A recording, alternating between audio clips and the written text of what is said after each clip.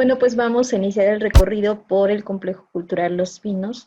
Les quiero decir que este recinto fue abierto al público precisamente en el año 2018, cuando toma el poder el actual presidente de México, Andrés Manuel López Obrador, quien decide aperturar este sitio para que todos los mexicanos pudiéramos visitarlo, ya que es un edificio histórico, un lugar donde se han concentrado un sinnúmero de episodios en la historia de nuestro país, y sobre todo por lo emblemático que es este lugar al haber sido por más de 80 años residencia de los presidentes de la República Mexicana.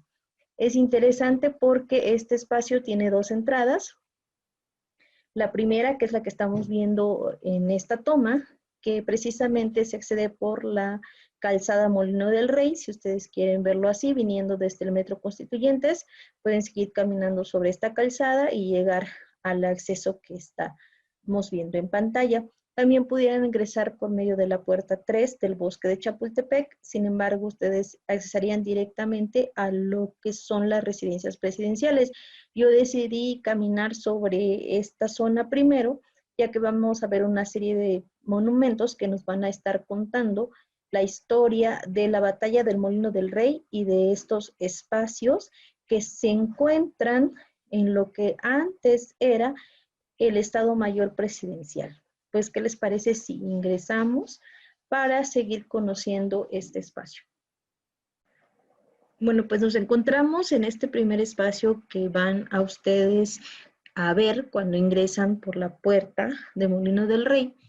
Y aquí tienen ustedes la oportunidad de acortar el camino. Si ustedes ingresan por este control, van a poder llegar a la zona de los jardines y las residencias presidenciales, pero si ustedes siguen caminando, vamos a encontrar, como les había mencionado, el espacio conocido como Molino del Rey, que ocupaba el Estado Mayor Presidencial. Vamos a seguir caminando.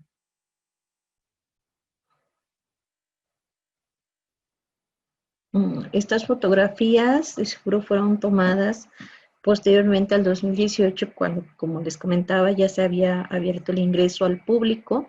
Es interesante porque justamente el 1 de diciembre de 2018, que toma protesta el presidente Andrés Manuel López Obrador, la gente se concentró precisamente en Los Pinos como una toma simbólica de este recinto, después de haber pertenecido a lo que son las residencias presidenciales y el cual el acceso estaba totalmente restringido a la población.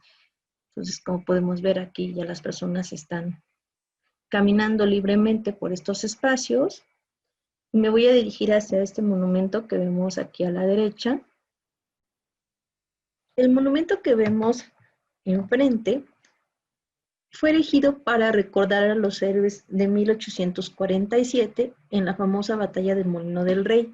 Esta batalla, pues bueno, ha sido muy criticada para el gobierno de Santa Anna, ya que en la intervención que hace el gobierno norteamericano a nuestro país en 1847 había estado teniendo una serie de batallas, las cuales se habían perdido y había pasado, por ejemplo, la batalla de Padierna y la batalla de Churubusco, en las cuales el ejército norteamericano, al mando de Wilhelm Scott, había ganado bastante territorio y bastante avance hacia la Ciudad de México, y se esperaba que el ejército norteamericano tratara de ingresar a la capital de la Ciudad de México por el lado poniente de la ciudad, y era así que el ejército norteamericano estaba concentrado en Tacubaya, y del lado mexicano estaban preparándose para la defensa de dos sitios muy importantes en ese momento, que era la Casa Mata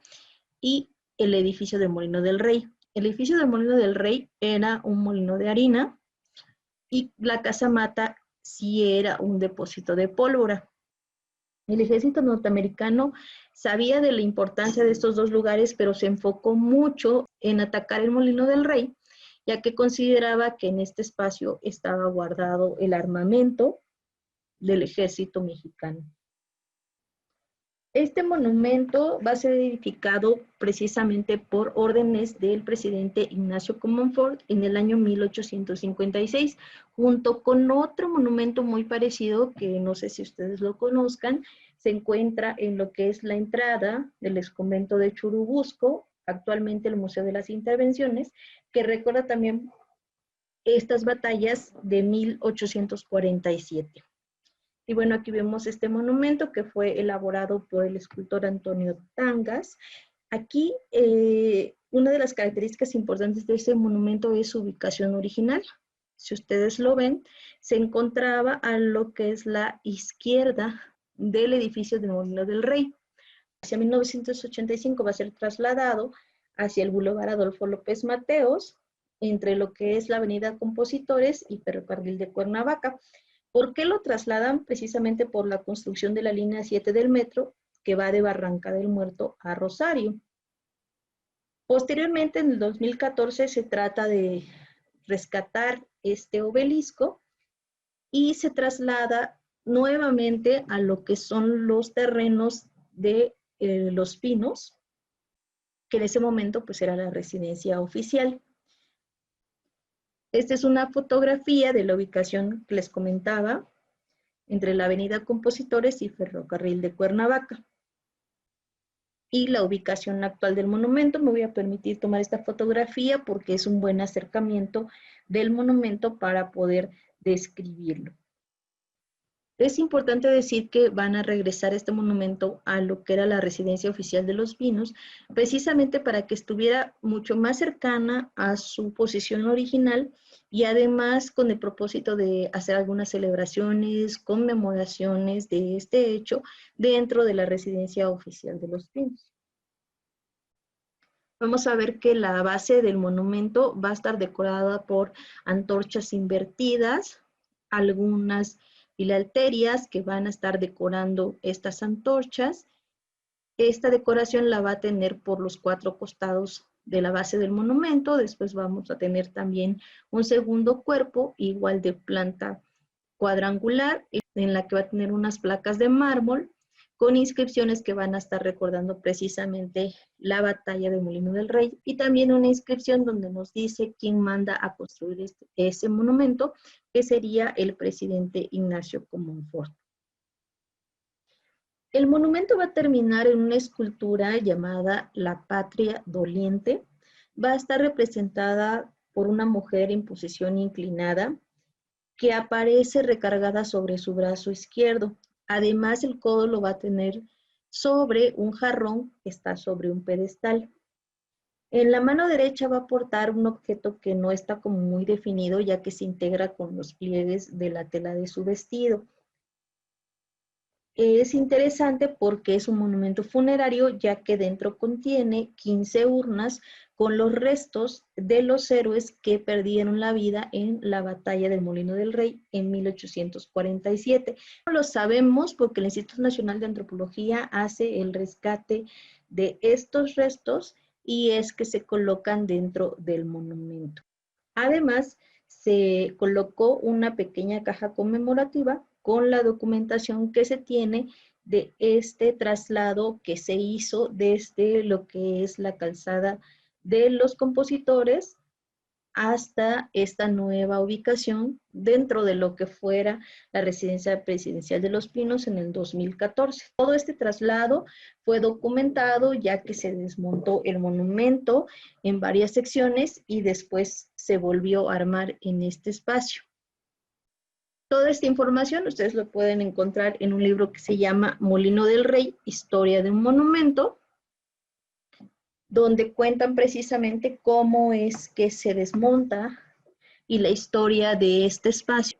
También, como ustedes pueden observar, este monumento va a estar flanqueado por 4 cañones por ambos lados, en donde podemos ver también la inscripción del modelo del cañón, y se presume que estos cañones fueron utilizados precisamente en la batalla de 1847.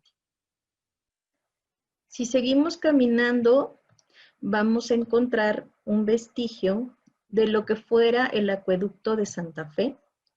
Estos arcos que todavía sobreviven en el tiempo fueron remodelados y tienen el aspecto con el que nosotros lo estamos viendo actualmente, pero como les dije, fueron construidos en época virreinal para formar parte de este gran acueducto de Santa Fe, del cual vamos a hablar ahorita. La Ciudad de México tuvo dos acueductos bastante importantes. Uno de ellos fue precisamente el de Chapultepec y el otro el acueducto de Santa Fe. En un principio el agua salía de Chapultepec, pero la demanda de este líquido va a aumentar con el incremento de la población en la Ciudad de México y entonces se va a proponer sacar más agua de lo que fueran los manantiales de Santa Fe. Fue así que se propone la construcción de un acueducto nuevo que precisamente pasara por Chapultepec y terminara en lo que fuera la fuente de la Mariscala, a lo que es actualmente el cruce de Eje Central con Avenida Hidalgo. Aunque el acueducto se reconoce su construcción a partir del siglo XVI, ya en la época virreinal, también se saben de antecedentes que se tuvieron en época prehispánica, y uno de ellos precisamente va a ser un acueducto que va a construir entre 1454 y 1466 el Tlatoani de Texcoco, Nezahualcóyotl, y sabemos que lo último que se le hace a esta construcción va a ser hacia 1870, cuando el ingeniero Miguel Bustamante va a ser comisionado para lo que es el derrumbe de estos arcos. En el siglo XVI, el virrey Luis de Velasco y el Ayuntamiento de la Ciudad de México van a iniciar negociaciones para comprar una zona del bosque y los caudales del agua del pueblo de Santa Fe para construir este nuevo acueducto, y este plan se va a concretar hasta 1563. ¿Por qué hubo tantos problemas? Bueno, porque Santa Fe no pertenecía precisamente a la Ciudad de México, ya que sabemos que el fundador de este pueblo pues era el Tata Vasco, Vasco de Quiroga, quien va a ser posteriormente obispo de Michoacán. Sin embargo, a su muerte, el ayuntamiento va a pedir esas tierras que ahora pertenecen a lo que son las alcaldías de Álvaro Obregón y Coajimalpa, y es que esta zona va a quedar bajo la jurisdicción de la Ciudad de México, incluidos también sus manantiales. Para 1572, el virrey Martín Enríquez de Almanza aprobó la construcción de un acueducto sobre el que iría para hacer llegar el agua desde Santa Fe hasta la falda norte del Cerro de Chapultepec. Ese sería el primer tramo de la construcción. Estos trabajos se van a prolongar hasta 1620. La construcción va a correr a cargo de Miguel Martínez, quien se va a autoasignar un alto sueldo. Sin embargo, al probar la obra en 1573, se descubrió que tenía un sinnúmero de problemas. Al parecer, no estaba soportando ni el peso ni el flujo del agua que venía desde Santa Fe. Es por eso que a este señor es llevado ante la misma Inquisición y se dice que por todos los corajes que hizo al ser juzgado, pues lo llevó precisamente a la muerte.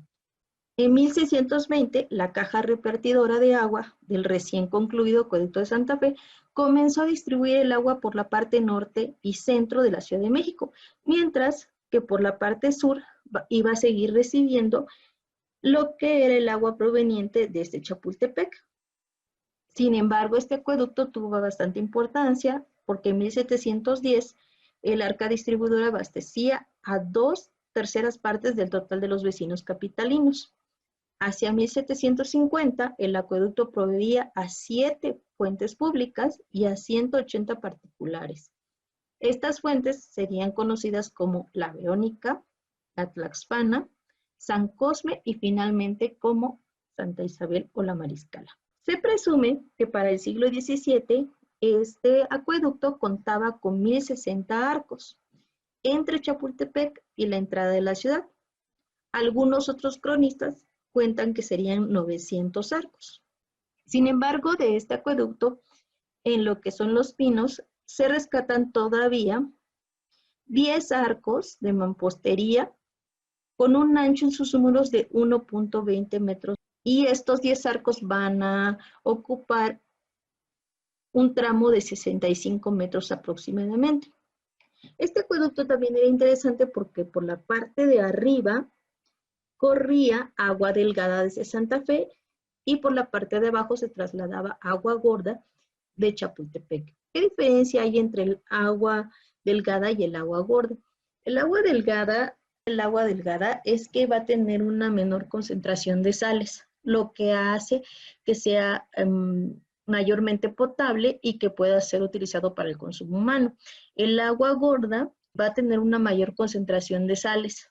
Es por eso que el agua que iba a ser para consumo humano iba a correr por la parte de arriba. También es interesante ver esta fotografía que se toma hacia 1943, donde podemos ver precisamente el área del Molino del Rey y se ven los arcos del acueducto que fueron tapiados para conservar la privacidad de los terrenos, pero como ven ustedes hay uno que está abierto que permitiría el acceso a esta zona. Esta es esta fotografía que nos permitiría ver precisamente cómo se encontraban los arcos rodeados de vegetación y también se podía ver la mampostería, ya habían perdido totalmente el aplanado. Claro que en la fotografía actual, en el 2013, estos arcos de lo que queda del acueducto de Santa Fe fueron remodelados, se utilizó fumigación para la vegetación que ya los invadía y se les restauró lo que fuera el aplanado. Sin embargo, podemos ver todavía algunas características de los sillares que se utilizan para construir los arcos de medio punto que constituyen este acueducto. Es una pena que de todo el tamaño que tenía este gran acueducto, aproximadamente 6.704 metros, solamente quede estos pequeños 10 arcos en esta zona. Si seguimos caminando, vamos a tener una vista de lo que es la glorieta de la Lealtad. También tenemos una visión de lo que son los arcos del acueducto de Santa Fe. Pero quiero que nos concentremos en el monumento que tenemos en medio de la glorieta. Este monumento se llama La Fuerza del Espíritu y fue inaugurada en el 2015 por el expresidente Enrique Peña Nieto. Va a medir 4 metros con 40 centímetros de altura y va a pesar 5 toneladas. Va a ser diseñado y construido por el artista oriundo de Torreón, David Madero. Este acero con el que fue construido este monumento va a ser donado por los Altos Hornos de México. Este monumento fue mandado a construir como parte de las actividades conmemorativas por el Día del Estado Mayor Presidencial. Y en palabras de su propio escultor, nos va a hablar sobre él y nos cuenta que el águila de esta escultura representa a México, como podemos ver, ya que es un águila que va a estar devorando a una serpiente, tal como lo veríamos en el escudo nacional, y va a estar posada sobre un nopal. El águila va a representar a México como una nación fuerte, segura de sí misma y capaz de emprender altos vuelos. Va a estar parada sobre un nopal, como les decía, y este es un homenaje a los hombres y las mujeres de la nación que han defendido la figura del presidente de nuestro país. También nos va a recordar que la nación mexicana es capaz de derrotar al mal, al conformismo y a la desesperanza. El escultor David Roberto Madero Álvarez es hijo del artista Rogelio Madero de la Peña, y entre ellos dos han elaborado una gran serie de esculturas en nuestro país, en las cuales se pueden recordar el ave fénix que se encuentra en la ciudad de Monclova, el manto de la Virgen en Torreón y la escultura del Zarape en Saltillo.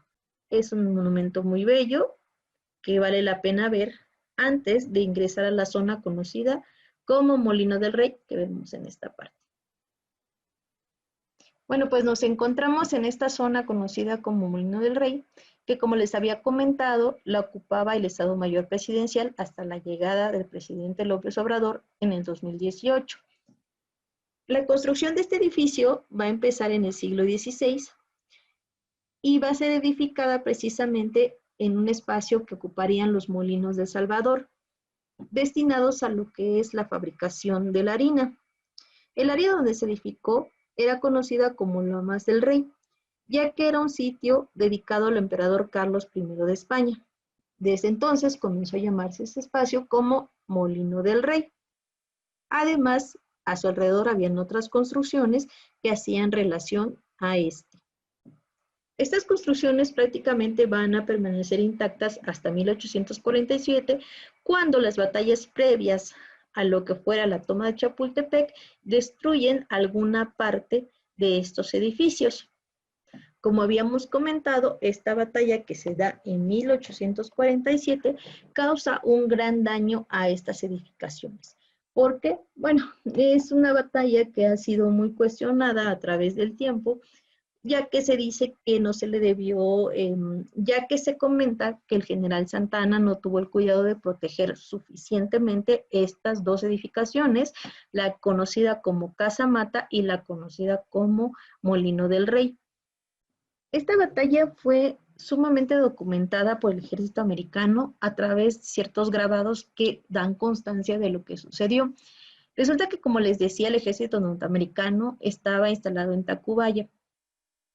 Santa Anna había dispuesto que se defendiera tanto Molino del Rey como Casa Mata, y la caballería se iba a formar precisamente en este último espacio. Sin embargo, la noche del 7 de septiembre de 1847, Santa Anna cambia de opinión y quita esa caballería y la regresa a Tacubaya. Para el 8 de septiembre de 1847, en la madrugada, el ejército estadounidense decide atacar estos dos espacios. Debido a una gran resistencia que había hecho el ejército mexicano, el ejército norteamericano había tenido que replegarse en 2 ocasiones. Sin embargo, no se rindieron y en un tercer ataque que hace precisamente el ejército del general William Scott, se va a lograr la toma de este espacio conocido como el Molino del Rey. Como les dije, era porque los americanos pensaban que ahí se encontraba un gran depósito de armamento mexicano. Sin embargo, esto va a generar una gran decepción, ya que cuando logran tomar este espacio, después de grandes pérdidas por ambos ejércitos, dan cuenta que no había valido la pena tanto derramamiento de sangre, ya que no encontraron lo que ellos esperaban. Es interesante decir que el ejército mexicano tenía prácticamente la victoria si la caballería hubiera aparecido.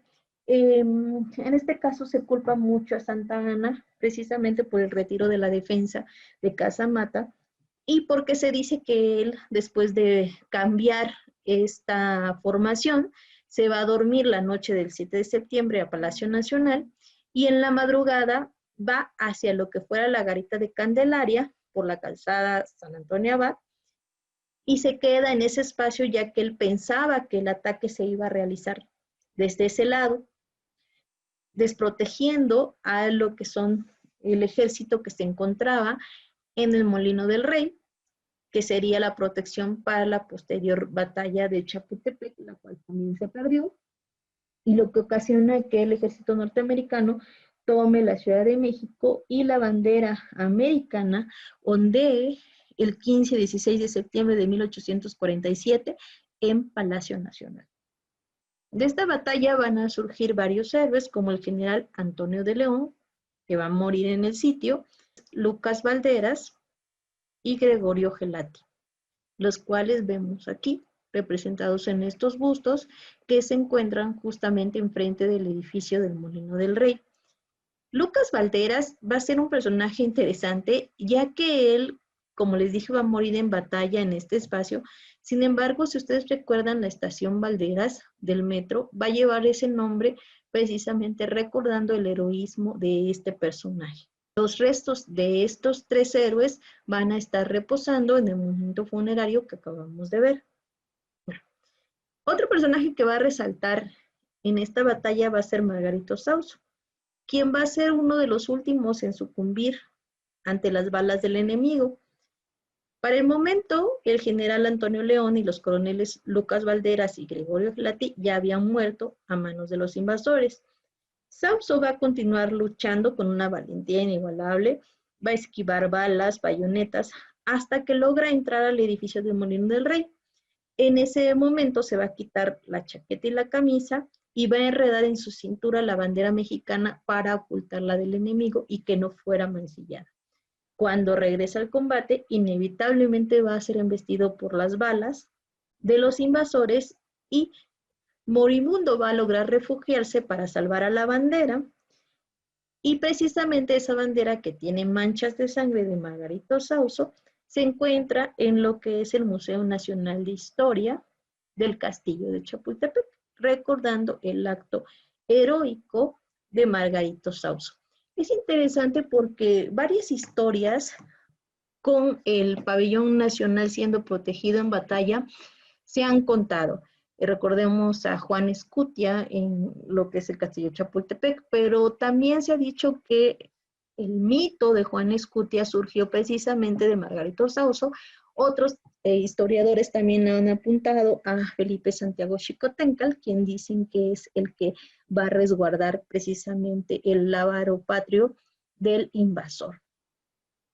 Sin embargo, esta narración que yo les estoy haciendo se basa en las narraciones de Guillermo Prieto, quien va a contar este episodio que ocurrió en el Molino del Rey. Aquí vemos una vista lateral de este edificio.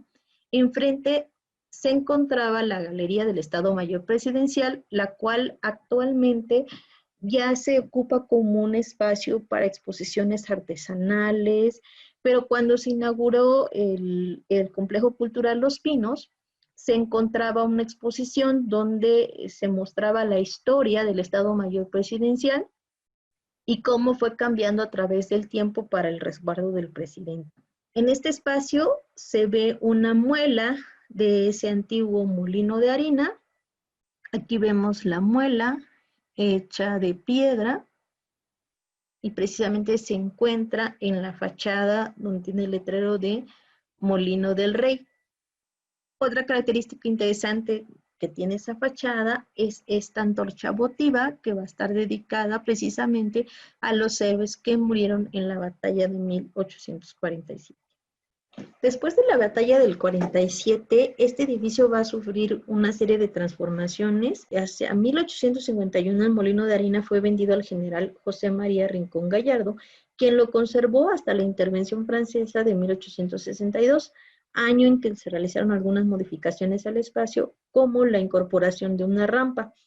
En 1898, durante el periodo presidencial del general Porfirio Díaz, parte de los terrenos del Molino del Rey fueron adquiridos por el gobierno federal, instalándose unos hornos para la fabricación de ladrillos en 1902. Sin embargo, este edificio seguía utilizándose como depósitos de granos. Durante la Revolución, y siendo presidente don Venustiano Carranza, se expropiaron los terrenos de La Hormiga, que como habíamos visto hace un momento, se habían fraccionado, vendiéndose la mayor parte de los terrenos a Chapultepec Cakes Company, creándose en su lugar varias colonias, como Lomas de Chapultepec.